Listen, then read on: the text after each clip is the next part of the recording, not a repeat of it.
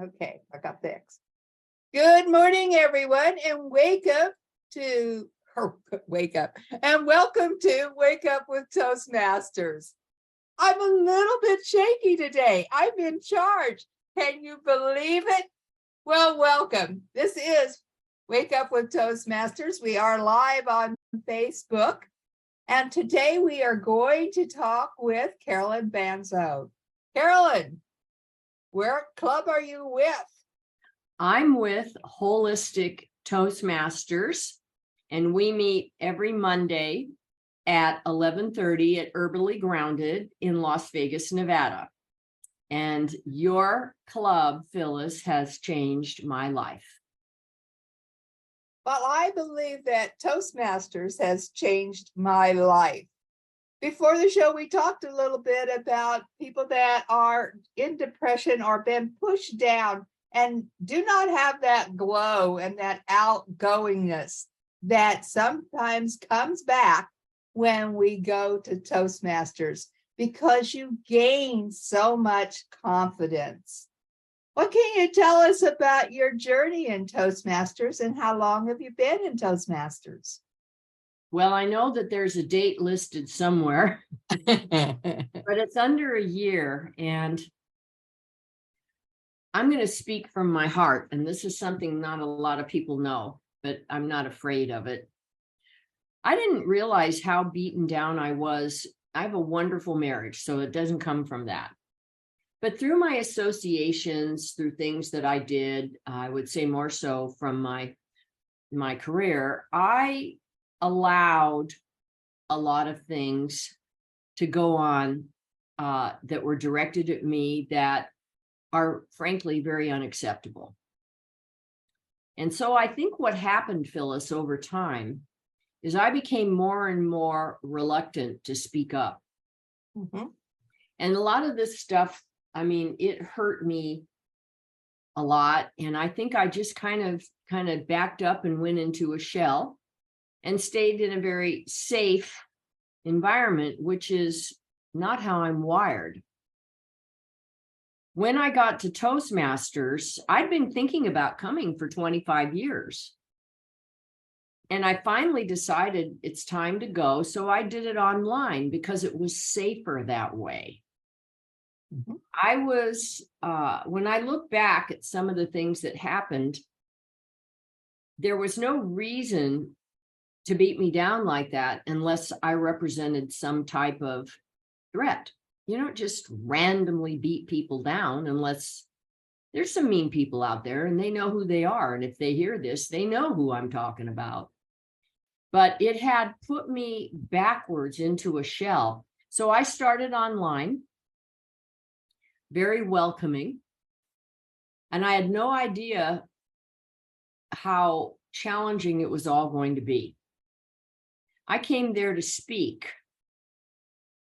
What I learned was now we're going into leadership skills.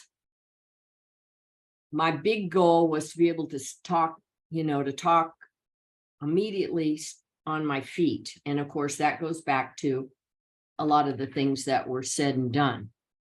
And, with some people, there's nothing you can say. There's nothing you can do to stop what's happening. But I think that's where I started getting really insecure about standing up and speaking on my feet, as I say. And I learned from Toastmasters, because we have table topics, that you can hear a scenario and then you're called upon to answer the question. Well, this was very good for me because it started making that shell that I was in very uncomfortable. And the shell was getting way too small and life was getting way too big. So I started to step out. Go ahead. No, go ahead.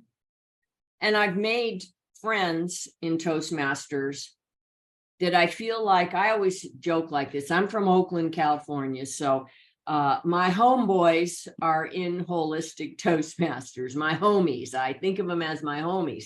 And the reason I say that is that I'm an out of the box person. That's how I got rid of heart disease and other challenges, morbid obesity.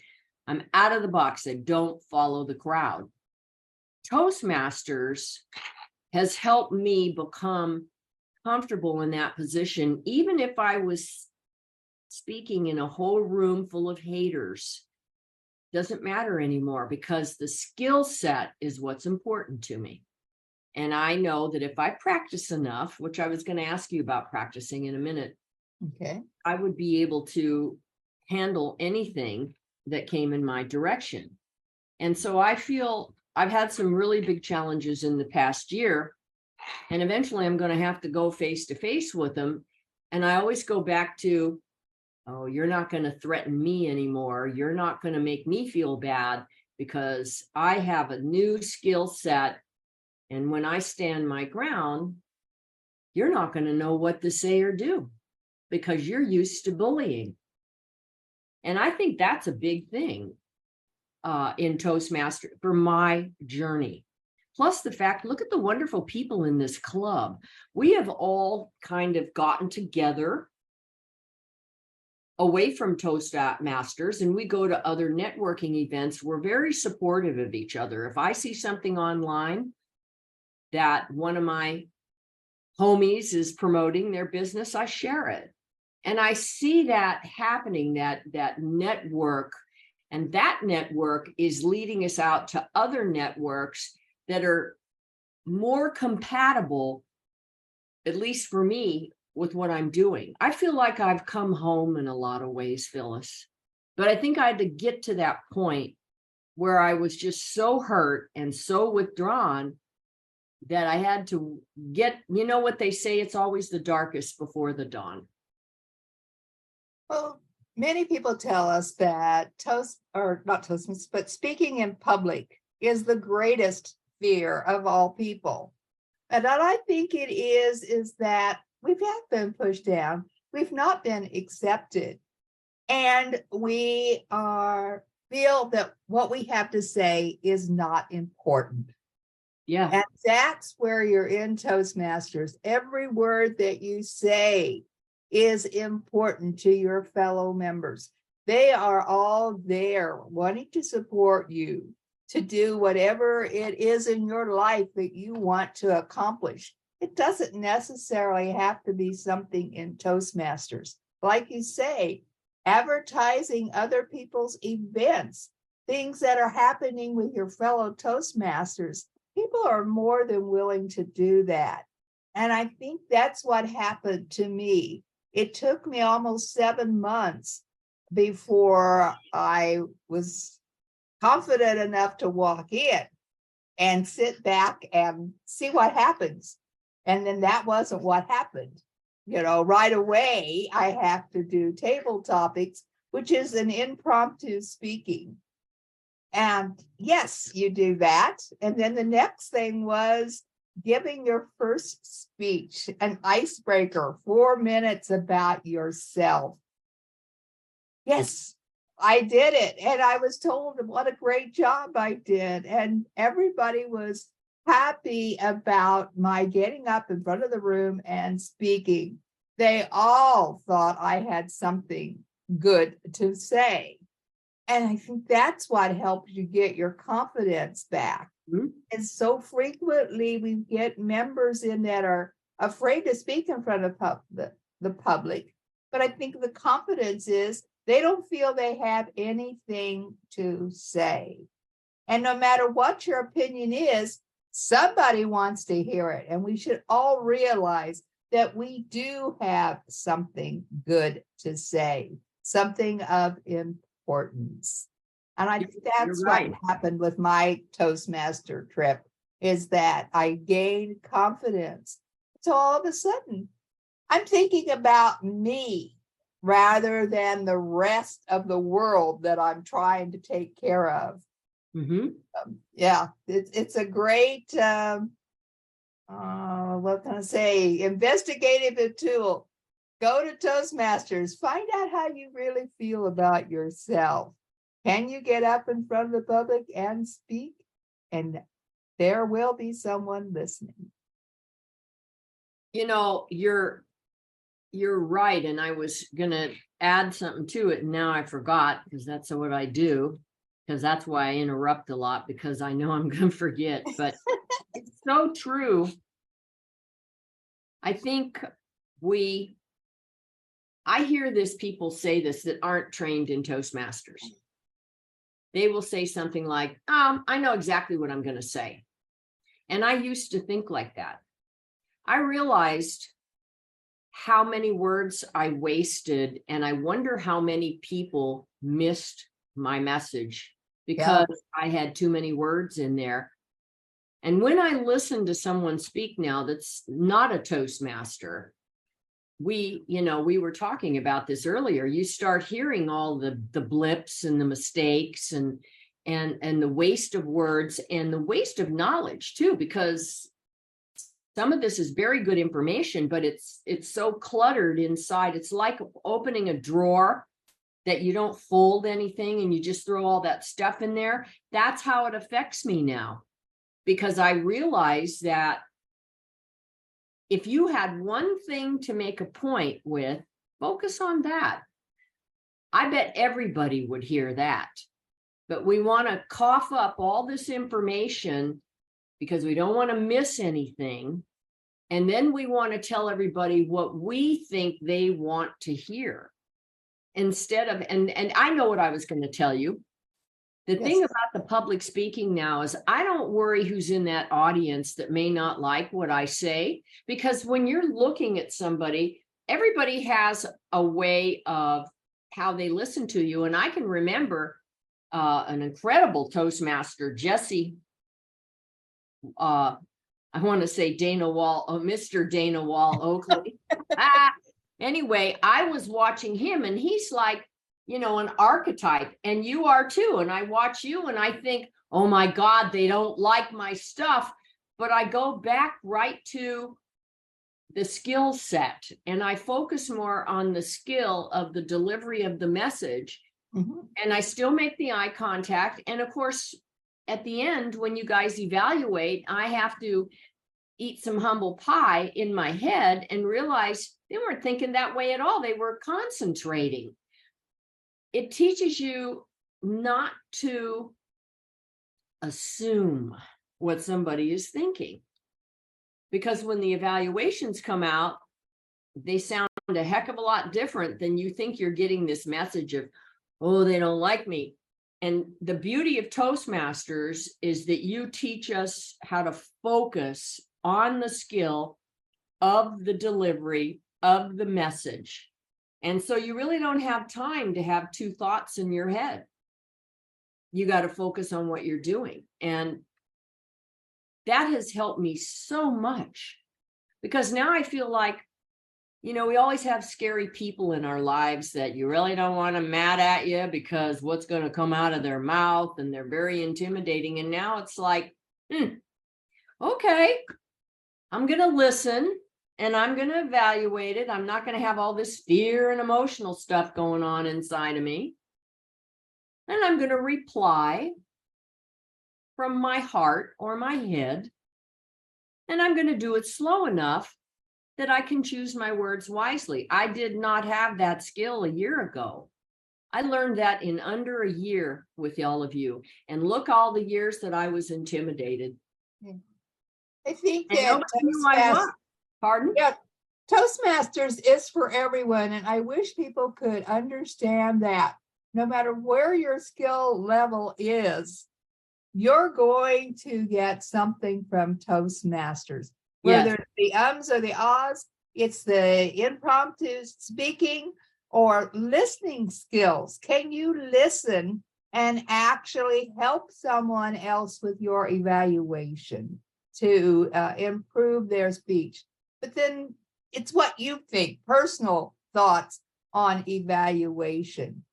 And you talk about looking at your audience. Yes, I disturbed someone, a great friend of mine, who was giving a speech at a contest. And she said, when I looked over at you, you were frowning all the time, frowning. She said, all I could think about was I forgot something, and it really disturbed her whole speech. And my problem was, I was just listening. I really wasn't. I wanted to be sure she had everything. My frown was just from intense listening skills. And from then on, whenever I watch somebody, I try to keep putting a smile on my face so they don't see a frown that would disturb them in giving a speech. And I think maybe that's one of the things that we also learn is how to listen, what type of face to have on when you're watching someone, to be sure that you don't disturb them and cause them not to be able to deliver the message that they have proceeded with. Yeah. Toastmasters is for everyone. I wish we could get that through to them. I'm sure you hear the same things I do. Oh, I'll never do public speaking. Oh, I know how to speak in public. Oh, it doesn't matter. Nothing matters. And everything really matters. Yes, because they're always, I started doing a lot more networking this year, and to consume a message inside 30 seconds. But remember when Mr. Dana Walt Oakley, Jesse, I hope you're watching. We love you. He did that that speech on Saint. Mm-hmm. The part about on the A, know your audience. That gets away from, I'm going to tell everybody how great I am and what these great things are that I can do. And I started thinking, I'm going to a networking event today. My 30 seconds, if I get it, is going to sound a heck of a lot different than it ever sounded before, because I am going to probably end up shorter than 30 seconds, and I'm going to direct it towards that audience's client base. Know your audience. We have to understand, and we learn that in Toastmasters, is to be able to dial in the specifics of who we're talking to. And we're just not out there spewing all this stuff and hoping maybe that it sticks to one person. Heck, I want to stick to the whole room, when you use it in your work. And I even find it when I write my newsletters. I've been criticized through the years. Now, when I say criticism, this is constructive criticism done with love, that I was too wordy in my writing. And then when I got to Toastmasters, I found out, well, where that's coming from, my mouth. So even in my newsletters, I go back over and cut out all the unnecessary words. And now I'm actually speaking to different groups in my newsletters. So I got to do 3 newsletters because I have 3 different types of audiences. All this goes back to Toastmasters, of learning who you're talking to and then catering to them. So I can't say enough good things about the group. And I thought, well, what if I went there and I found out everybody doesn't like me? It's one of my head trips. And I thought, I'm going to keep going anyway, because I'm learning so much. My life is better because of Toastmasters. I would even say my marriage is better. I have a great marriage, but it's even better because of the way I choose my words with him, or I duct tape my mouth at certain times. I've learned that from Toastmasters. To be an effective speaker, no matter who you're speaking to, know your audience. That's so big. And it's so true. And we have many entrepreneurs in Toastmasters. Yes. And everybody needs what they call their elevator speech. 30 seconds to get your message across. And when you think about 30 seconds to get your message across, then you start thinking about those wordy newsletters. Get that information out there, because your audience could be gone almost immediately. Sometimes if they see something they're not really into, they may jump to the next paragraph or the next page, or as in an elevator, be gone at the next floor. So you want to ensure your message, it sucks it to them and get your information out there so that it works well. So what have you found? Talk more about your newsletter. How long have you been doing that? I've been trying to do it for a long time. Then I got some help from a woman who does marketing her whole career. She went through the newsletter and kind of and customized it so it was really all about me and what I can do, and the header and the footer, everything, and lines in between things. But one thing she taught me, and I carried it into Toastmasters with me, is to make a statement and then to double space it. She said, you have to give people an opportunity to absorb what you said. When you cram things line in after line, they're not going to get it. They're probably going to skim it too. But if you make a point, double space, make the next point, that is so valuable. And it actually applies to our speaking skills too. Yeah. Well, it draws your eyes right to that line because you're seeing the double line, the blank lines in between. And so it's a visual aid to your newsletter. You know what else? I mean, if you want me to screen share this thing, I took a course from Jesse and Lisa Farrell. It was on communication skills. And I didn't just do the 8 hours. I did the whole thing where we met every other week. And I have this thing that I just pulled up, and it's got the 4 personality types. And I can actually, when I'm speaking to an audience, make statements that appeals to each type.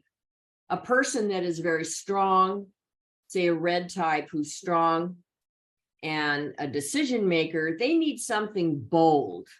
Whereas the other person who, they're a decision maker too, but they like to have fun at work. They need something in there that indicates, hey, this is going to be a good time. So I'm really getting much deeper into this, knowing your audience. And it all goes back to what Jesse did, Saint, which I took very seriously. I have it. This is my Toastmaster book that I put my things into. And Saint is know your stage. And he's right. Where are you going to be talking? Know your audience. You want to make that connection with that audience so they listen. Know your information. Be well versed. Know your notes. Know what you're going to say next. And know your time. How much time? That's my new Bible. Well, you've given Jesse a good background. You're promoting Jesse. So I'm going to continue on with that. On our May 6th district conference, Jesse will be our keynote speaker. So we'll be anxious to see what he has to say at that time. I've known Jesse all of his Toastmaster career, let's put it that way. And when I was in district leadership, Jesse was the number 3 position, which at that time was called marketing, our club growth, and I was district director. So we've done a lot of traveling together to various events, and we'll be traveling together to go to the District 33 event on April the 29th. So yes, you've built him up. People come and see Jesse at our May conference. I think we should all sit in the front row and scowl. That's Cal. Like he does, but he's concentrating. And when I looked around that room, when I gave my first speech for the one that I'm going to change quite a bit, I had a conference with the real Dana Wall Oakley yesterday, not the Mr. Dana Wall Oakley. And we decided to make some changes, which I think are going to be more beneficial and have more continuity. But when I was doing that message, I thought, oh my God, he's going to tear me apart, because he was looking like this, but he was listening. And I think part of our Toastmaster training is we should not assume when we're up there and we're looking, because we try to make eye contact. That's part of our skill. And not be so quick to assume that maybe something bad is happening, but maybe something very positive is going on. And we just don't recognize. So I think we should sit in the front row like this. Well, all those things that run through your head, that's that old talk from when we had been pushed down in our lives and not brought forth to be the leader of our own lives.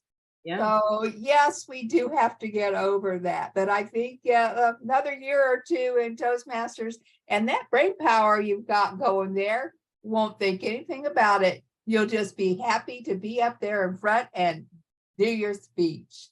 It'll work.